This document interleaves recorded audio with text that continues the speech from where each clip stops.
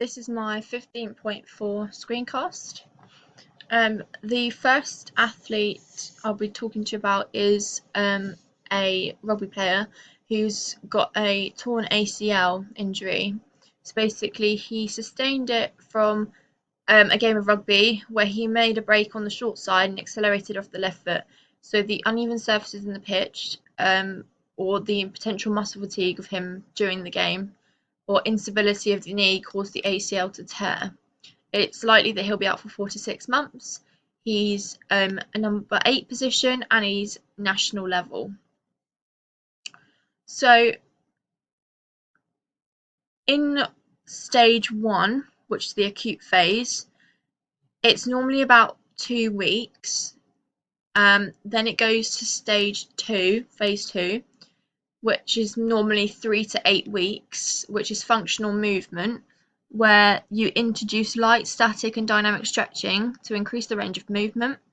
And you can, from the 6th to the 8th week, for the last 2 weeks of phase 2, you can add passive stretches, so this will further increase the range of motion, and it will also involve stability work and working on your balance. And then in phase 3, from 9 to 17 weeks, you're introducing bodyweight exercises. So you can introduce things like resistance bands, then body weight, then a resistance band, and then eccentric loading exercises such as an arabesque. And then from the 18th to the 26th week, you're doing more sports specific training in phase 4. So you're including lateral movements, change of direction drills to incorporate speed and power in the training, and you're improving the overall strength and agility of the drills in the specific game that they do. So this, like for example, instance would be rugby. If we go down, we can see the treatment overview on the plan. So my athlete's goals: short-term goal, wear a knee support, create a motivational music playlist, create a nutrition plan, stretch every day to increase the range of motion, bear weight on the injured leg, apply ice to the area, create a training program, come to terms with the injury, keep a journal to track the progress, attend training sessions to keep you motivated, complete a bleep test to assess fitness levels, attend physio treatments, and pass the treatment review to move on to the next stage. So, like for psychological, on the guidance sheet, psychological strategies would be creating a motivational music playlist, because like music normally motivates you a lot more, I think, with some kind of beats and genres. And if he's just listening to that when he's training or just doing a little bit of light exercise work, or even just listening to it around the house or cooking, I feel like that would make him more of in like a motivational zone to get back quickly to like after recovery. I also suggest creating a nutrition plan or creating a training program, so he's being active about his injury, so he's not letting it affect him negatively in any way, because by creating these programs he's showing his physio that he wants to get back to training as quickly as possible, and so he's really focused on that, he wants to get better. Then attending a training session to keep motivated, I would suggest for him to do that, because it's like otherwise he'll feel isolated. So psychologically it'd be better for him, because he'd feel less isolated, he'd feel more confident that he hadn't been pushed out like the football team, the rugby team. So for the medium term goals, I wanted him to train with the reserves team, bend the injured knee for a minimum of 90 degrees, be able to complete HIIT training for 20 minutes to increase fitness levels every week, put a training session, could be able to return to a training session for the first team, watch previous game footage so that you can see what you need to improve on for when you come back to training. So I think another like good active psychological way is to watch previous game footage so that you can see what you need to improve on for when you come back. So you know your strengths and weaknesses, you know, oh, I didn't do that, I did that well last time, and I need to get back to that kind of level. So it would motivate you, I think, because if you're setting your goals, you're likely to achieve them. And then obviously the long-term goal is for him to get back into the first team and be playing regular rugby, because I think that's just what everyone would want to do.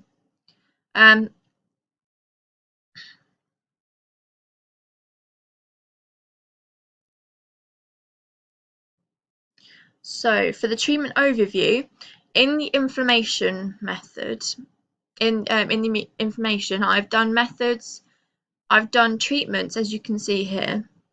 Treatments that are electrotherapy, thermotherapy, cryotherapy, and taping.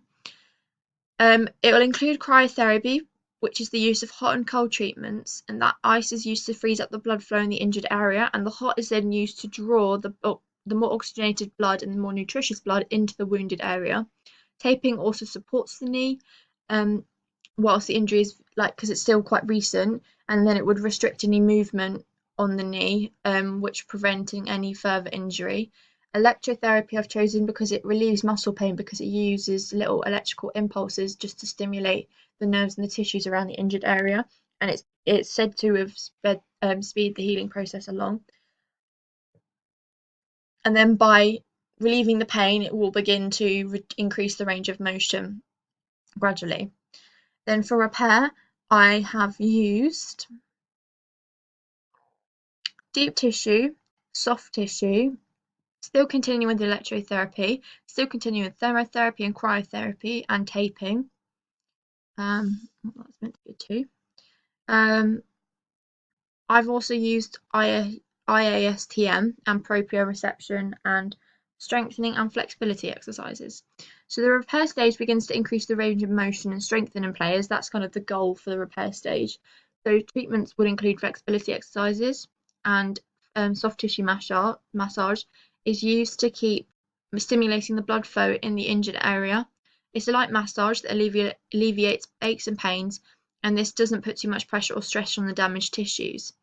Throughout this period, taping, thermotherapy, and cryotherapy are still all used, as this will continue to decrease healing time and will relieve pain. IASTM is used to increase range of motion and will reduce scar tissue for the individual. So further along the recovery period, deep tissue massage is also included, and it adds deeper pressure rather than soft tissue, so it releases more chronic muscle tension rather than soft tissue. It's just like a light work and wouldn't really harm you, whereas deep tissue wouldn't use it in the inflammation phase because you're still quite swollen and in pain. So deep tissue would be a bit too harsh on your muscles. And then remodeling. In the remodeling phase, I've used pretty much the same one. So I've used electrotherapy and cryotherapy again. Deep tissue massage is used continuously throughout that phase, and soft tissue is used less. The more deep tissue is used because the injury has now become stronger. So the muscles become stronger and there'll be less pain around it. So strengthening exercises to use in the phase 2, because the player needs to make sure he has regained full strength and range of motion before he goes back to playing regular first team rugby. Cryotherapy is also still being used on the stage because it will make sure inflammation is kept to a minimum if the athlete has a setback. So if they feel that they have gone to their training session, they feel they're in pain, cryotherapy will just try and help alleviate that pain a little bit and make it less worse and less of a setback.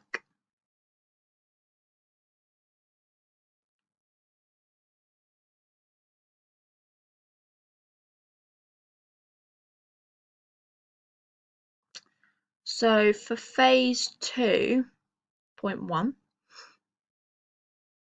if I get up my PowerPoint, that's my emails.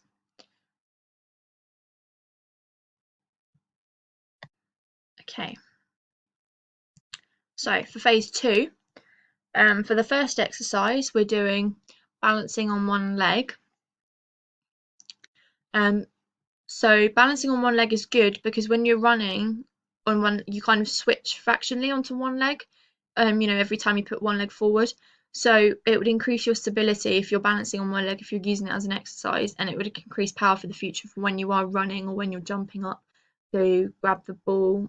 But a regression for this would be balancing on one leg for 5 seconds, because I have said do it for 10 reps would be 10 seconds.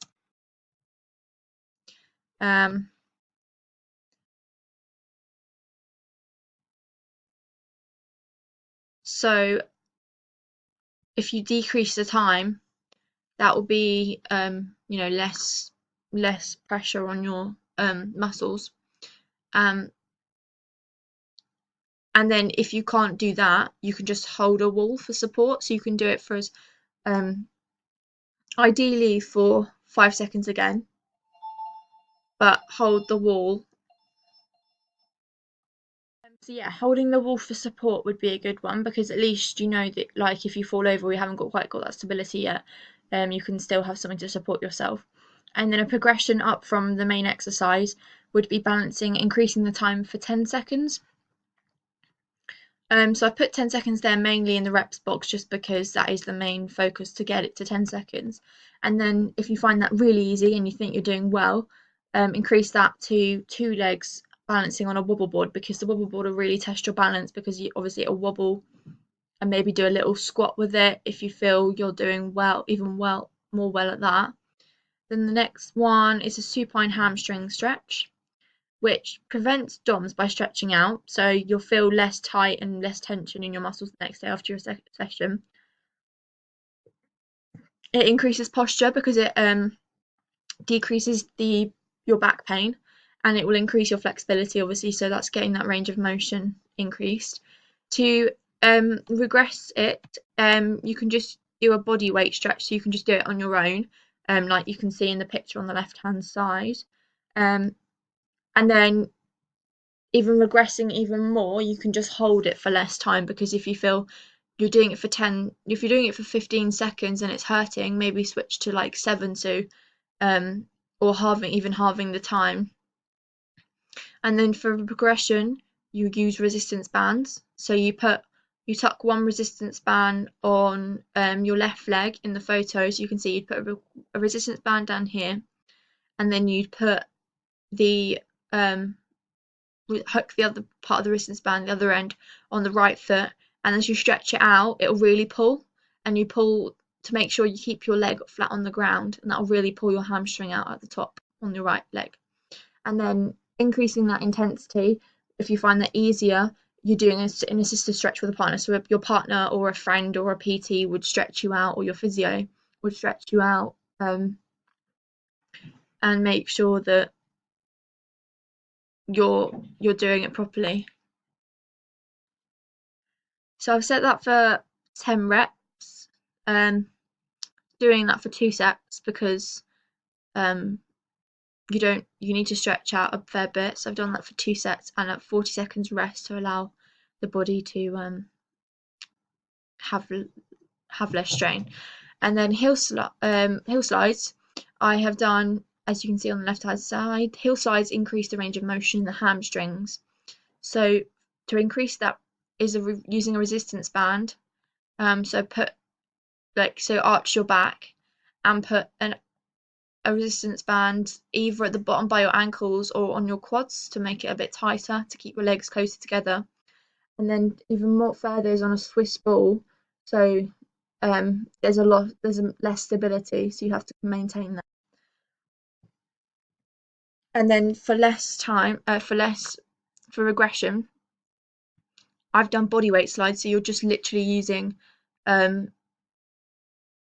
instead of like in a bridge or laying down with a weight or something like an ankle weight, you're literally just using body weight to push onto that.